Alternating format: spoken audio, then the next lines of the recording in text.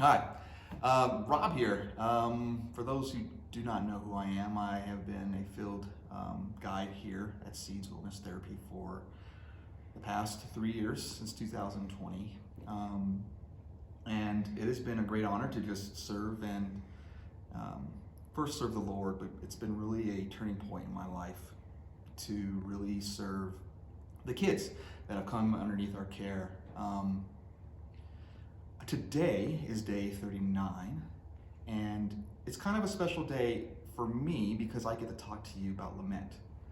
And for me, it's kind of it's interesting how I came upon the term lament. I always knew what it meant in Scripture. We all know that David lamented. A good third of the Psalms actually were just that. I even, in a way, see what Jesus did in the garden just before he was arrested as a lament. I certainly, he did ask the cup to be taken from him, but I would like to believe there was a certain part of him that believed he knew what he had to do, and he was crying out to the Father. So what is it? It's just that. It's crying out. It's crying out in the hard times. It's an acknowledgement of pain or grief, going through something hard. I think oftentimes we see Christ as the beginning and an end, right? In our storms, whether it's praying for something great to happen in our lives, or praying that something's over, or thanking God for delivering us, whether it's from a trial or a tribulation or something that was just really hard in life. My experience being in the military, I've been through pretty good times of lament and losing friends and loved ones.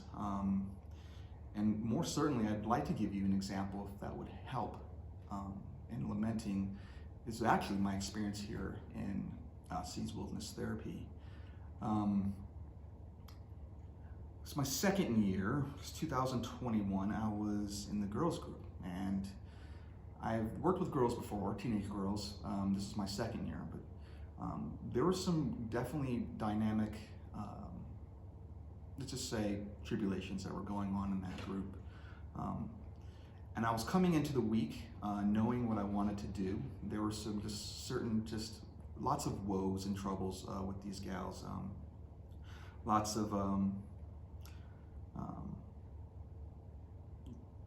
of pain, lots of loss, lots of actually just a lack of their affirmation in who they are in God. And it was really a hard thing to see. And we came to a point really where, as a group, where we needed to make headway. We needed to affirm our identities. And it was going to be a hard week because it was going to take some pressing in. And it was a point where I decided that we have to do this. And some of the students were even ready for this to happen when we had to engage these hard issues. And I got to tell you, of all the things I faced in life, I think I've been through a good array of tribulations. This was probably one of my hardest weeks I've had in my entire life. And I say that because I was in the midst of it, and I didn't necessarily know how to pray about it. I certainly knew God wasn't going to deliver it for me that day when I wanted it to happen. I knew it was going to be there. I knew there was a going through. And that's exactly what kind of the heart of lament is, the timing anyways. If you're looking for a time for lament, it's when you're going through. And I didn't know what to do. I certainly wasn't going to pray for God to deliver me out of this. And so what I did is I asked one of my staff, just before we had this intervention, if you will, and I just went into the woods out of sight, and I just fell on my knees and I said, Lord, this is gonna really suck. This is gonna hurt. It's gonna be really hard. And I just pray that you're there. By that time, it was already a hard week, and I was just really downtrodden, and I wasn't feeling very assured of myself to begin with. And I was just, it was really emotional. And I think at that point, I was just really seeking for God just to be there. There was no deliverance at that point. The week just started, actually, and there were still several days that we had to go through and to do this hard work with these kids. And I've never done that before in my life. When I was a lot younger, hanging with the guys, we usually just talked to each other. The only times we really shared our pains and our woes is when we either wanted to give each other advice on how to get out of it, or maybe a fix. And certainly a lament is not that.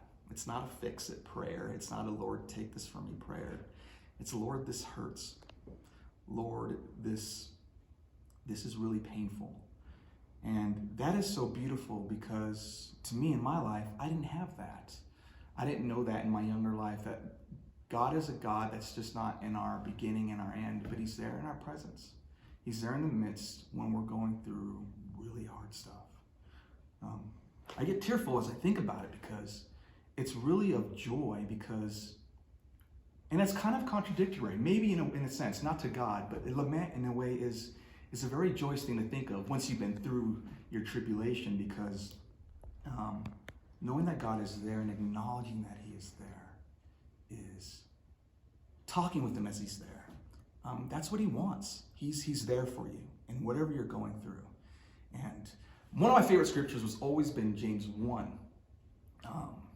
Count it all joy, my brothers and sisters, when you encounter various trials, knowing that the testing of your faith produces steadfastness or resilience.